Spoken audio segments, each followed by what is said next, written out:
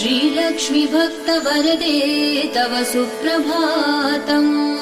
श्रीपद्ममध्यवसिते वरपद्मनेत्रे श्रीपद्महस्तचिरपूजित पद्मपादे श्रीपद्मजात जननी शुभपद्मवक्त्रे श्रीलक्ष्मी भक्तवरदे तव सुप्रभातम्।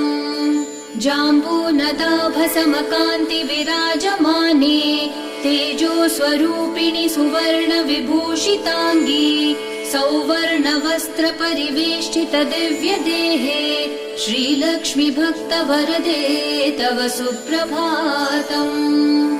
सर्वार्थ सिद्धिप्रद विष्णु मनोनुकूले सम्प्रार्थिताखिल जनावन दिव्यशीले दारिद्र्य दुःख भयनाशिनि भक्तपाले श्रीलक्ष्मी भक्तवरदे तव सुप्रभातम्।